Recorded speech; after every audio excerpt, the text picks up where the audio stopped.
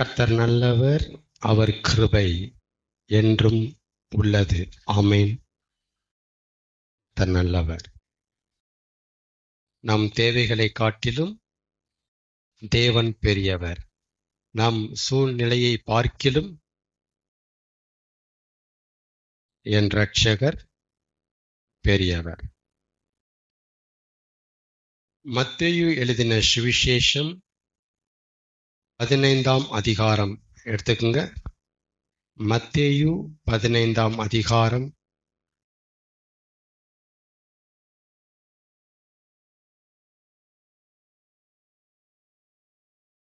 மத்தேயு 15ஆம் அதிகாரம்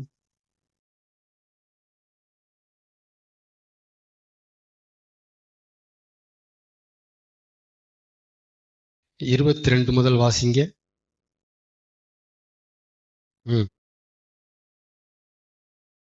இப்பொழுது சேர்த்து வாசிப்பா. கரெக்ட். ம் ம் ம் ம்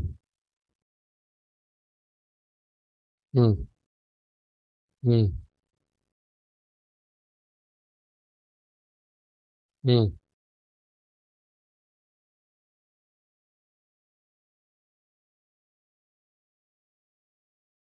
ம் அதற்கு அவர், காணாமல் போன ஆடுகளாகிய இஸ்ரவேல் வீட்டாரிடத்திற்கு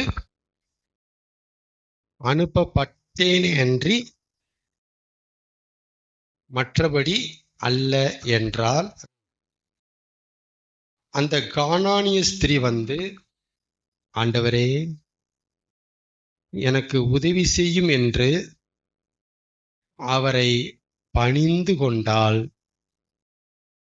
இயேசு அந்த கானானிய ஸ்திரியை நோக்கி,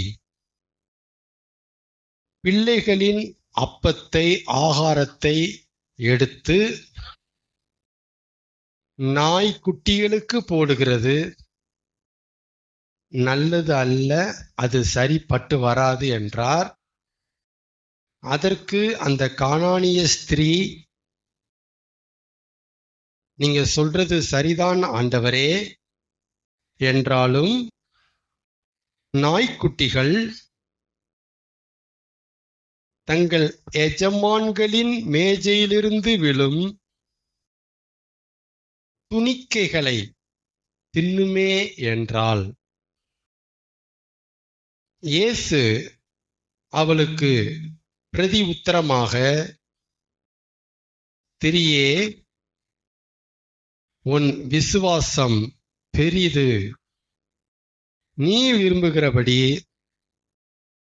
உனக்கு ஆக கடவுது என்றார். அந்நேரமே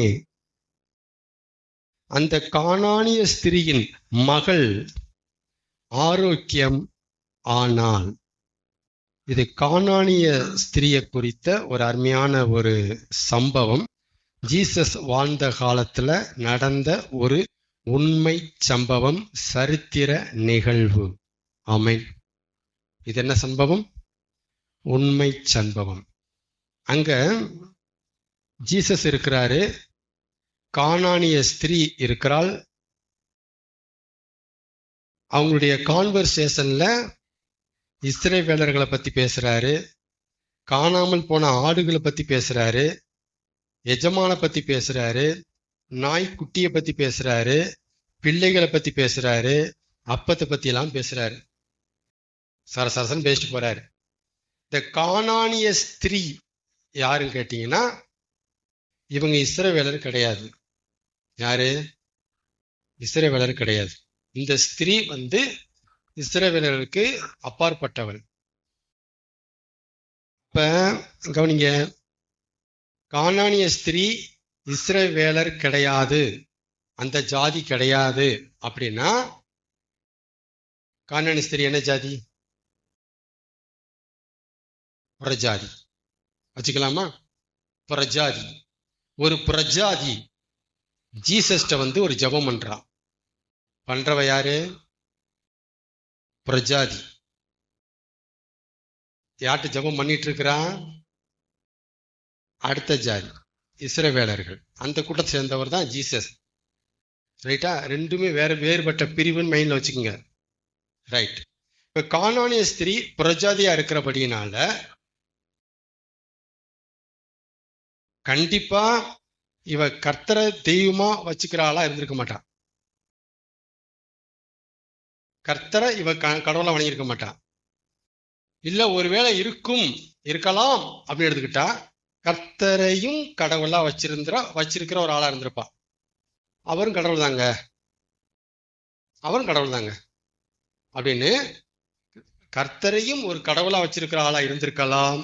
இல்லைன்னா கர்த்தரை கடவுளா கும்பிடாத ஆளா இருந்திருக்கலாம். இதான் யாருடைய நிலைமை? பிரஜாதி இப்படிதான் இருப்பாங்க. சரி, இஸ்ரவேலர்கள் யார கடவுளா வச்சுக்கிறாங்க? கர்த்தரை. இவர் என்ன சொல்றாரு? கர்த்தரை கடவுளா வச்சுக்கிறவங்களுக்கு நான் அந்த மாதிரி அற்புதம் செய்ய வந்திருக்கேன் அப்படின்னு சொல்ற மாதிரி இருக்கு. அப்படி இல்லை, அப்படி அவர் சொல்லல. அப்ப ஒரு பிரஜாதி கர்த்தரை கடவுளா வச்சுக்காத ஒரு பிரஜாதி அல்லது கர்த்தரையும் கடவுளா வச்சிருக்கிற ஒரு பிரஜாதி வந்து இயேசு கிட்ட தன் மகளுடைய சுகத்துக்காக ஜெபம் பண்றான். சரியா? இப்ப கேள்வி என்னன்னா, அப்படி ஜெபம் பண்ணா இயேசு சம்மதிப்பாரா? இது நிறைய கேள்வி இருக்கு மக்கள்கிட்ட. என்ன கேள்வி நான் கேட்கறது? நீ கர்த்தரை கும்பிடாத ஜாதி, இல்ல 10 நீ கர்த்தரையும் கூட வச்சுக்கிட்ட ஜாதி. நான் உனக்கு வைத்தியம் பண்ண முடியாது, ஏன்னா நான் கர்த்தரை வணங்குகிற அந்த கூட்டத்துக்கு அனுப்பப்பட்ட ஆளு. நான் உனக்கு செய்ய முடியாது. என்ன பேச்சு இருக்கு கிறிஸ்தவத்துல அப்படின்னா, ஜீசஸ் கர்த்தரை வணங்கினா மட்டும்தாங்க ஆண்டவர் அற்புதம் செய்வார். என்ன செய்வாரு? ஆண்டவர் அற்புதம் செய்வார். ஜீசஸ வணங்கல அப்படின்னா எப்படிங்க அற்புதம் செய்வாரு?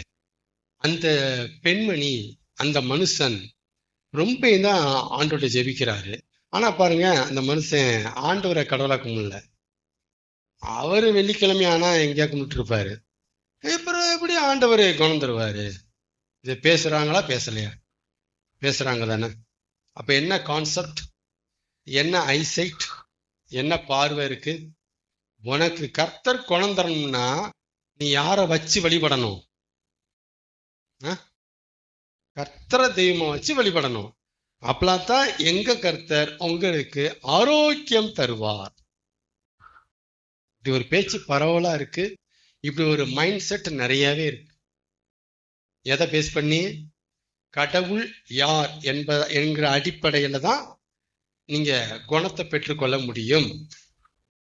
கரெக்டா? ஓகே. இப்ப கேள்வி, அப்ப கடவுள் யார் என்கிற அடிப்படையில தான் குணத்தை பெற்றுக்கொள்ள முடியும் என்கிற கருத்து சரியா இருக்குமானால், பிரஜாதியான இந்த ஸ்திரீயின் மகளுக்கு எப்படி இயேசு ஆரோக்கியம் தந்தார்? இன்னொரு சம்பவத்தை எடுக்கிறேன் நான், கவனிங்க. எப்படி இயேசு அந்த பிரஜாதியாருக்கு, அந்த மகளுக்கு அற்புதம் செய்தார்? ஏன் செய்தார்? எப்படி செஞ்சாரு? முதல்ல தெளிவா சொல்லிட்டாரு. நான் இஸ்ரவேலுக்கு அனுப்பப்பட்ட தாயே, மற்றவங்களுக்கு நல்ல தாயிட்டாரு. நல்லா கவனிங்க, புரிஞ்சிக்க வேண்டிய சத்தியம். கர்த்தர் நல்லவர். கடவுள் யாரை வச்சு கும்பிடுறோங்கிறதுக்கும் கடவுள் கர்த்தர் நமக்கு குணம் தர்றதுக்கும் சம்மந்தம் கிடையாது. கடவுளை யாரா வச்சு கும்பிடுறோம் அப்படிங்கிறதுக்கும் கர்த்தர் நமக்கு குணம் தர்றதுக்கும் சம்பந்தமே கிடையாது. இன்னொரு சம்பவத்தை எடுக்கிறேன் நான், சம்பந்தமே கிடையாது. ஆனா நம்முடைய கர்த்தர் குணம் தரணும் அப்படின்னா ஒண்ணே ஒண்ணு ரொம்ப அவசியம். என்ன தெரியுமா? நான் கும்பிடுற கடவுளும் என்னைய குணமாக்கும், நீங்க கூட என்னைய குணமாக்க முடியும். இப்படி 2 நிலைப்பாடுல வந்தீங்கன்னா கர்த்தர்கிட்ட குணத்தை வாங்க முடியாது.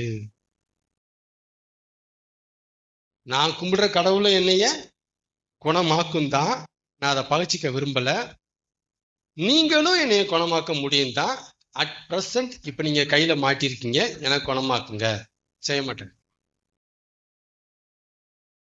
இங்க ஈகோ டிஸ்டர்ப் ஆகுது, இங்க செய்ய மாட்டாரு. அப்ப எப்படி தான் செய்வாரு? பாருங்க, கர்த்தரை கடவுளா நம்பினாத்தான் அவர் குணம் தருவாரு அப்படின்னா, கர்த்தரை நம்பாத அவங்க எப்படி கர்த்தருக்குள்ள வருவாங்க? எப்படி வர முடியும்? நீ முதல்ல என்ன நம்பு கடவுளா, என்ன முதல்ல கடவுளா ஏத்துக்கோ, அப்புறம் அற்புதம் தரேன்னா எப்படி சாத்தியம் கேட்கிறேன் நான். இவர் அற்புதத்தை செஞ்சாதான் வருவாங்க. ஆமினா இல்லையா? அதனால ஒரு அற்புதத்தை செய்யறதுல தேவன் எதை முதல்ல பாக்குறாரு? நீ யார கடவுளா வச்சிருக்கேன்னு பார்க்க மாட்டாரு. நீ என்னால மட்டும்தான் இத குணமாக்க முடியும் நம்புறியா, இல்ல உன் கடவுளும் குணமாக்கணும் நம்புறியா? நீ டைனமோவா இருக்கியா, டபுள் மைண்டடா இருக்கியா? ஆமேனா இல்லையா? ஆமேனா? ஏன் இந்த இடத்துல ஆண்டவர் ஒரு இம்ப்ரெஸ் பண்றாரு? இந்த இடத்துல ஏன் ஒத்த கால்ல நிக்கிறாரு? நினைச்சிட்டு போட்டோம் ஆண்டவர், அவங்க கடவுள் குணமாக நினைச்சிட்டு போட்டோம், நீங்க செய்யினா செய்ய மாட்டாரு. ஏன் அப்படின்னா, இவர்கிட்ட குணத்தை வாங்கிக்கிட்டு பின்னாடி போயிட்டு எங்க கடவுள் குணமாக்குனாரு நீ சொல்லுவ. அது நீ என்கிட்ட வர்றதுக்கான வழியா இல்ல. உன் கடவுள் உன்னைய குணமாக்காது, நீங்க தான் குணமாக்க முடியும்ட்டு விழு, நான் செய்யறேன். கிளியரா இல்லையா? அப்ப ஜீசஸ்ட இருந்து, தேவன்கிட்ட இருந்து, நம்ம ஆண்டவர்கிட்ட இருந்து ஒரு அற்புதத்தை, ஒரு குணத்தை, ஒரு மிராக்கள் நம்ம பெறணும் அப்படின்னா நம்மகிட்ட தேவன் எதை தேடுகிறார்? எந்த ஃபெய்த் எதிர்பார்க்கிறாரு? கடவுளா கும்பிடுறியா? அது இல்ல. எனக்கு இதை செய்ய அதிகாரம் உண்டு என்று நீ விசுவாசிக்கிறாயா? இதைத்தான் கேட்பாரு எப்பயுமே. இதை செய்ய எனக்கு வல்லமை உண்டு என்று விசுவாசிக்கிறாயா? இதை கேட்டிருக்கிறார் ஜீசஸ். நீ என்ன ஜாதி, நீ யார கும்பிடுற? இப்பெல்லாம் கேட்க மாட்டாரு. ஆமேனா இல்லையா? ஆனா நம்ம எப்படி நினைச்சிட்டு உட்காந்துருக்கிறோம், அந்த சிஸ்டர் ரொம்ப நாளா வர்றாங்க, ஆனா பாருங்களேன் அவங்க அந்த கடவுளையும் கும்பிடுறாங்களே, தப்பு. இப்படி பேசாதீங்க, அது தப்பு. இட் மேபி என்னவா இருக்கலாம், எங்க சாமியும் குணமாக்கும் தான், அதையும் கூட்டு வச்சுக்குவோம், இதையும் கூட்டு வச்சுக்குவோம். சான்ஸே இல்லை. ஆமேனா இல்லையா? சான்ஸே கிடையாது. கேரண்டியா சொல்றேன், செய்ய மாட்டாரு. இந்த விஷயத்துல ரொம்ப சீரியஸ் அவர். எப்பா, எதுவும் உன்னை குணமாக்காது, நான் தான் குணமாக்குவேன் நம்புறியா? நான் செய்யறேன். இந்த இடத்த கழிக்கணு. நான் வேற ஒன்றும் உன்கிட்ட கேட்கல. நீ அதெல்லாம் கேட்க முடியும். இதை கும்பிடுறியா, அதை கும்பிடுறியா, அதெல்லாம் இப்ப கேட்க மாட்டேன். நான் தான் இதை செய்ய முடியும், என்னாலதான் இதை செய்ய முடியும் நம்புறியா? இல்ல அதுவும் செய்ய இதுவும் செய்ய நம்புறியா? என்னை விட்டுடு. ஆமனா இல்லையா? தேவனுடைய பார்வையில பிரஜாதி, அந்நிய ஜாதி, இது ஏன் ஆளு ஓ ஆளு அதெல்லாம் பார்க்க மாட்டாரு. நம்பர் 1. 2வது, தேவன் ஒரு அற்புதம் செய்யறதுக்கு நீ யாரை கும்பிடுற? இடத்த கல்வி பண்ணு. நீ என்னை கும்பிடுறியா? லைன்ல வா. அப்படிலாம் சொல்ல மாட்டாரு. இந்த பாரு முதல்ல மாத்துங்க, அப்படிலாம் சொல்ல மாட்டாரு. அப்படி சொன்னா என்ன பிரச்சனை வரும்? கடைசி வரைக்கும் பிரஜாதி இங்க வரமாட்டாங்க. வந்தாத்தான், என்னை கும்பிட்டாத்தான் அற்புதம் செய்வேன்னு சொன்னா வரமாட்டாங்க அவங்க. ஆனா அற்புதம் செஞ்சா அவங்க வருவாங்க. ரிவர்ஸ்ல பார்க்கணும், அவங்க வருவாங்க. ஆமேனா? நம்பர் 2. நம்பர் 3 என்னது? கதை கேட்டவங்க சொல்லுவோம் பார்ப்போம். நம்பர் 3 என்னது? கதை நல்லா இருக்கா? நம்பர் 3 என்னது? எப்படி இருந்தா அற்புதம் செய்வாரு? ஆளா ஆளா நம்ம ஆளா ஓ ஆளாம் பார்க்க மாட்டாரு. ஏன் ஜாதியா ஓன் ஜாதியான்னு பார்க்க மாட்டாரு. அப்புறம் அந்த கடவுளை அந்த கடவுளாம் பார்க்க மாட்டாரு. மூணாவது எதைத்தான் பார்ப்பாரு அவரு? என்னாலையும் செய்ய முடிவியா அப்படி கேட்க மாட்டாரு. என்னாலையும் இதை செய்ய முடியும் நம்புறியான்னு கேட்க மாட்டாரு. என்னால மட்டும்தான் இதை செய்ய முடியும் நம்புறியா? ஆமினா, என்னால மட்டும்தான் இந்த பிரச்சனைய சரி பண்ண முடியும், என்னால மட்டும்தான் இந்த சுகத்தை தர முடியும் அப்படின்னு ஒத்த மைண்டா வர்றியா?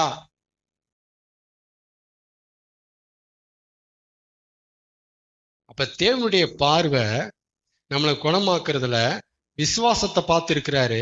ஆனா எந்த விசுவாசத்தை பார்த்து இருக்கிறாரு? என்னைய மட்டும் நம்புறியா குணமாக்க முடியும்னு.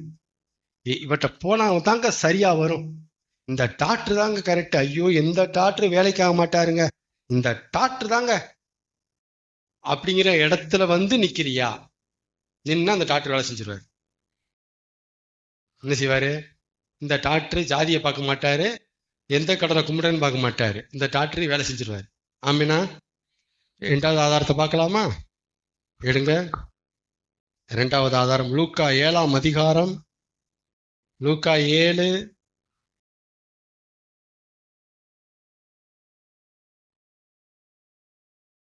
லூக்கா 7 1 முதல் 10 வாசிக்கலாம். லூக்கா 7 1 முதல் 10. ம் ம் ம் போனார்.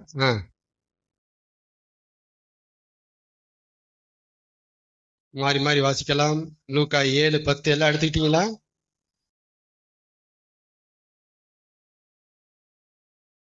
ம் ம்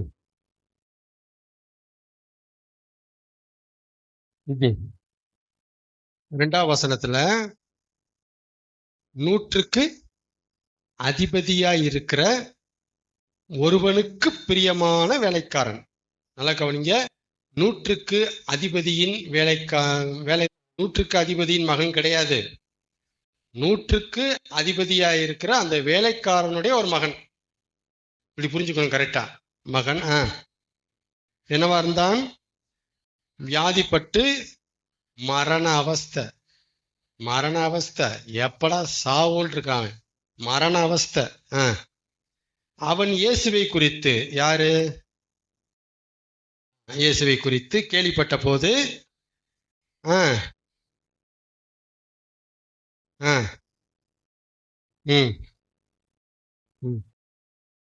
சரி.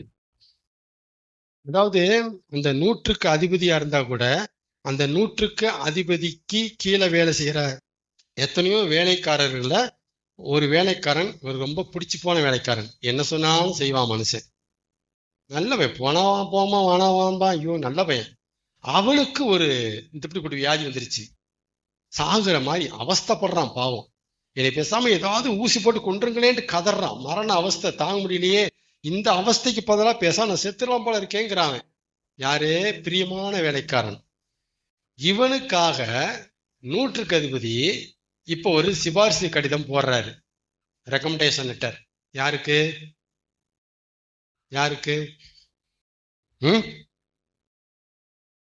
இயேசுவுக்கு. இயேசு வந்து தன் வேலைக்காரனை குணமாக்க வேண்டுமென்று அவரை வேண்டிக் கொள்ளும்படி யூதருடைய மூப்பரை அவரிடத்தில் அனுப்பினான். இவன் போகல, இவன் போகவில்லை. யார் அனுப்பி வச்சிருக்கிறாரு? லெட்ரு போயிருக்கு. யூதருடைய மூப்பர். அவங்க ஜாதி. யார் ஜாதி? இஸ்ரவேலர்கள். அவங்க யூதர்கள். அவங்கள கூப்பிட்டு இயேசுடைய ஆட்கள் அவங்கலாம், எப்பா கொஞ்சம் பிரச்சனையா இருக்குப்பா, கொஞ்சம் பாச்சியே சொல்லுங்க, கஷ்டமா இருக்குப்பா அப்படின்னு நூற்றுக்கு அதிபதி இவங்கிட்ட சொல்லி அனுப்புறாரு. சரி, அப்புறம் யார் வந்து? அந்த யூதர்கள், அனுப்பப்பட்ட யூதர்கள் மூப்பர்கள் இயேசுவினிடத்தில் வந்து ரொம்ப கருத்தாய் அப்படி கேட்டுக்கிறாங்களா? கொஞ்சம் கொஞ்சம் காது கொடுத்து கேளுங்க. கொஞ்சம் அவங்க பேச வேண்டிய காரியம் முக்கியமானது. கருத்தாய் வேண்டிக் கொண்டு நீர் இந்த ஜெபத்தை அங்கீகரிக்கிறதுக்கு, நீர் இந்த வேலைக்காரனை குணமாக்குறதுக்கு அவனுக்கு தகுதி இருக்கு. என்னங்க தகுதி இருக்குன்னு எடுத்து சொல்றாங்க பாருங்க. அவன் எவன்? நம்முடைய ஜனத்தை என்ன செய்யறான்? அப்ப அவன் யார் ஜனம்? நூற்றுக்கு அதிபதி எந்த ஜனம்? புறஜாதி. அவன் இந்த ஜனம் கிடையாது. அவன் நம்முடைய இனத்தை நேசிக்கிறான். அவன் புறஜாதியா இருந்தும் இஸ்ரவேலோட நம்மளை என்ன செய்யறான்? நேசிக்கிறான். நம்மளை பகைக்கல, தூக்கி எறியல, ஓரங்கட்டல, நிராகரிக்கல, தீட்டு நம்ம ஒதுக்கல. நம்மளை நேசிக்கிறான். எப்படி சொல்றீங்க நேசிக்கிறான்? அடுத்து இங்க பாருங்க, நமக்கு ஒரு ஜபாலயத்தை கட்டி கொடுத்தது அவர் தாங்க. ஜீசஸ்ட பேசுறாங்க. நீங்க அதனால அவன் புறஜாதிட்டு போகாம இருந்துறாங்க. அவன் நமக்கு ஒரு கொஞ்சம் நல்லா சப்போர்ட்டிவா இருக்கான். நமக்கு ஒரு ஆலயத்தை கட்டி கொடுத்துருக்கான். எப்படி நம்ம நேசிக்கிறாங்க அப்படின்னு ஜீசஸ்ட அந்த நூற்றுக்கு அதிபதியினுடைய ரெக்வஸ்ட, அந்த விண்ணப்பத்தை இப்படி அழகா பேசுறாங்க ஏசுட்ட. சரி, இப்ப ஏசு என்ன பண்ணாரு? அப்பொழுது ஏசு சாரி இஸ்ரவேலர்களே, நான் நம்ம ஜாதிக்கு தான் அனுப்பப்பட்டிருக்கேன், அவங்களுக்கு இல்ல. சாரி. அவங்க யார கும்பிடுறாங்க கேட்டாரா? எதை கேட்டாரா? என்ன ஜாதின்னு கேட்டாரா? யார கும்பிடுறாங்க கேட்டாரா? அவரு கேட்கவே இல்லை. இதெல்லாம் பார்க்கறதே இல்லை, சம்பவத்தை பார்க்கறதே இல்லை. இந்த அவங்க சொன்னாங்க அப்படியே நம்புறது, இந்த இவங்க சொன்னாங்க அப்படியே நம்புறது, இப்படியே பரவி போச்சு நம்மகிட்ட பேச்சுக்கள். ஆமேன். சரி, ஜீசஸ் உடனே என்ன செஞ்சாரு? அவர்களுடனே போனார். அந்த நூற்றுக்கு அதிபதியின் வீட்டுக்கு சமீபமான போது புறஜாதியான அந்த நூற்றுக்கு அதிபதி தன் சிநேகிதரை நோக்கி, நீங்கள் அவரிடத்தில் போய், ஆண்டவரே வருத்தப்பட வேண்டாம், நீர் என் வீட்டுக்குள் வாசலுக்குள் பிரவேசிக்க நான் புனிதன் கிடையாது. என்ன சொல்ல வரான்? பாத்திரம் மீன்ஸ் இங்க எவ்வளவு பெரிய பெர்ஃபெக்ட். நான் ஜாதிலே வேற ஆளு, சாமி கும்பிடுறாலும் எனக்கு வேற ஆளு, நீங்க பெர்ஃபெக்ட், நான் குறைவுள்ளவன். ஆனா இதே நூற்றுக்கு அதிபதி தான் என்ன சொல்லி அனுப்பினா? 2ஆம் வசனத்துல 3ஆம் வசனம், அவர் இப்ப அதே நூற்றுக்கு அதிபதி இப்ப என்ன சொல்றான்? என் வீட்டுக்குள் பிரவேசிக்காதீங்க, நான் பாத்திரன் அல்ல, நான் எனக்கு தகுதி கிடையாது. இப்ப என்னன்னா, வருவாரோ வரமாட்டாரோ சொன்னா 3ஆம் வசனத்துல, வந்துட்டாரா? பின்னாடி நிப்பாட்டு, அங்கே நிப்பாட்டுறா, அவரை அங்கே நிப்பாட்டு. வந்துட்டாரா? நல்ல மனுஷனா இருக்காரு, ஜாதி பார்க்கல, கடவுளை பார்க்கல, வந்துட்டாரா கிளம்பி? ஐயோ நான் பெர்ஃபெக்ட் இல்லையப்பா, நிப்பாட்ட வராங்க. அப்படி வந்துட்டான். வருத்தப்பட வேண்டாம், நான் உம்மிடத்தில் வரவும், அதுக்காக நான் உங்ககிட்ட வரேன்னு நினைச்சிடாங்க. எனக்கும் அதுக்கும் தகுதி கிடையாது. சூப்பரா கொண்டு வரா பாருங்க. நீங்க என்னைய பார்க்கவும் எனக்கு தகுதி இல்லை, நான் உங்ககிட்ட வர்றதுக்கும் எனக்கு தகுதி இல்லை. என்னதான்டா பண்ண சொல்ற என்கிறார். என்னதான்டா பண்ண சொல்ற? என்ன சொல்றான்? நீங்க எங்க இருக்கீங்களோ ஒரே ஒரு வார்த்தை சொல்லுங்க. இத முதலே சொல்ல வேண்டியதாண்டா, ஏன்டா நான் நடக்க விட்ட? ஒரே ஒரு வார்த்தை சொல்லுங்க. அப்புறம் அப்பொழுது என் வேலைக்காரன் சுஸ்தமாவான். இத சொல்றதுக்கு என்ன ஃபெய்த் வேணும் தெரியுமா? ஈஸியா படிச்சிட்டோம். அந்த 100க்கு அதிபதிக்குள்ள இருந்த அந்த ஃபெய்த் என்ன ஃபெய்த் தெரியுமா? அது அதனாலதான் இயேசு ஒன்னு சொல்லுவாரு, திரும்பி பார்த்து ஜெப ஆலயத்துல வார வாரம் கூடி ஆராதிக்கிற இஸ்ரவேலர்களை, கர்த்தர் தான் எங்க கடவுள் அப்படின்ட்டு மாறு தட்டுகிற அந்த இஸ்ரவேலர்களை பார்த்து இயேசு என்ன சொல்றாருன்னு கவனிங்க. ம் ம் ம் ம் ம் அப்பா, வார வாரம் சபைக்கு போற உங்ககிட்டயே இப்படி பார்க்க முடியலையப்பா. எப்பா, கர்த்தர் தான் தெய்வம், கர்த்தர் தான் தெய்வம்ட்டு ஊரெல்லாம் சொல்லிட்டு இருக்கீங்க. உங்ககிட்ட கூட இந்த மனுஷன்ட்ட இருக்கிற ஃபெய்த் இல்லையப்பா. நான் அங்கேயே நிக்கணுமா? ஒரு வார்த்தை சொன்னா போதுமா? இது எப்படிப்பா நம்புறான்னு கேட்கிறாரு அவர். நீங்களா என்ன செய்வீங்க? ஜெபாலய தலைவன் யவீர் என்ன பண்ணாரு? ஆண்டவரே, நீர் வந்து என் மகளை தொடும், குணமாவாள். இவன் என்ன சொல்றான்? வராதீங்க, ஒரு வார்த்தை சொல்லுங்கிறான். பைபிள படிபடியும் படிச்சவன் யவீர், ஜெபாலய தலைவன், இஸ்ரவேலன். அவன் வந்து தொட்டினா அவுட்டுங்கிறான் நோய்.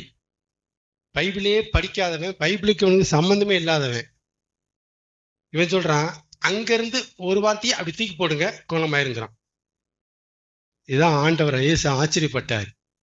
இஸ்ரவேலர்களுக்குள்ளும் இப்படிப்பட்ட விசுவாசத்தை நான் காணவில்லை.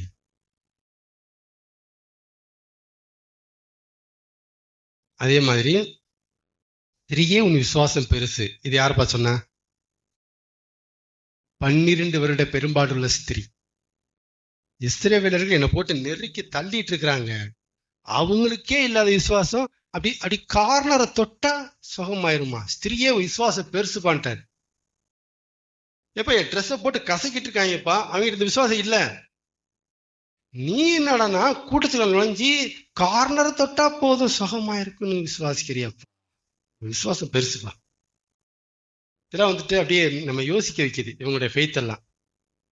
ஆமே ஆமேனா? அப்ப கவனிங்க, முடிக்கலாம். அப்ப என்ன நமக்கு விளங்குது ரெண்டு சம்பவத்துல? ஒரு கன்க்ளூஷனுக்கு வாங்க, இந்த டாபிக்கினுடைய ஒரு முடிவுக்கு வாங்க. இயேசு அற்புதம் செய்யணும், ஆமென் தானே? அதுக்கு எது தடை கிடையாது.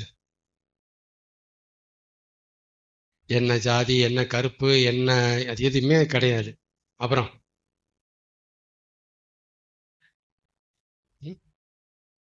எது தடை கிடையாது? நீ எந்த சாமியை கும்பிடுற, அது தடை கிடையாது. அப்ப எது தடை? 3வது பாயிண்ட், அது தடை. எங்க சாமி குணமாக்கும், உங்க சாமி குணமாக்கும். நான் அப்படி டச் கொடுத்துட்டு அப்படி போறோம், நடக்காது, செய்ய மாட்டார். இந்த சாமி தான் என்னைய குணமாக்கும். குணமாக்குறதுனா அவரால் தாங்க முடியும், அடிச்சுக்க முடியாதுங்க. நம்புறியா?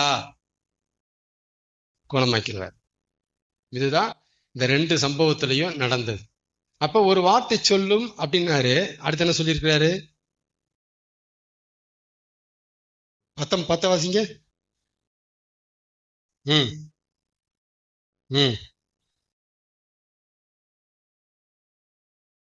சோகமாக்கிட்டாரா இல்லையா? அப்ப எதை பார்த்து சோகமாக்குனாரு? என்ன விசுவாசம்? நீங்க மட்டும்தான். மரண அவஸ்தையில இருக்கிற ஒரு மனுஷன் சாகர ஊசியை போட்டு கொல்லுங்கன்னு துடிச்சிட்டு இருக்கிறவன் சுகமாயிட்டான். இப்ப அவன் என்ன யோசிப்பான்? சுகமான மனுஷனும் அவங்க அப்பன் என்ன யோசிப்பாங்க? கூட்டமானவட்ட நம்மளால முடியலையப்பா, நம்ம சாமியால முடியலையே, யோசிப்பானா இல்லையா? இதைத்தான் பண்ணுவார் அவர். அதனால இன்றிலிருந்து எதை நீங்க மாத்திக்கணும்? ஜீசஸ் குணமாக்குறதுக்கு எது தடை இல்லை? ஜாதி தடை இல்லை, மற்ற கடவுளை கும்பிடுறது தடை கிடையவே கிடையாது. ஏன் தடையா வச்சுக்க மாட்டார்? அதை அவர் தடையா வச்சிருந்தா புரஜாதிகள் உள்ள வர மாட்டாங்க, அதெல்லாம் வச்சுக்க மாட்டாரு. அதை ஆனா எதை தடையா வச்சுக்குவாரு?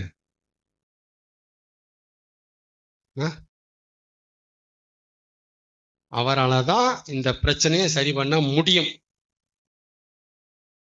அந்த இடத்துக்கு வந்தா அவர் குணமாக்குவாரு. ஏன் எங்க சாமியும் குணமாக்கும், இவரும் குணமாக்குவாரு, நம்மளாம் ஏன் செய்ய மாட்டேங்கிறாரு? இங்கிட்டு கூடி குணத்தை வாங்கிக்கிட்டு எங்க சாமி தான் இந்த சாமி வழியா என்னைய குணமாக்குச்சின்னு சொல்லுவீங்க. எங்க சாமி இந்த சாமி வழியா குணமாக்குச்சு அப்படின்னு ஊரெல்லாம் தம்பட்டு அடிச்சுட்டு உங்க சாமியை நீங்க தூக்கி வைப்பீங்க. செய்ய மாட்டார். நான் உத்தரவாதமா பேசுறேன், செய்ய மாட்டார்.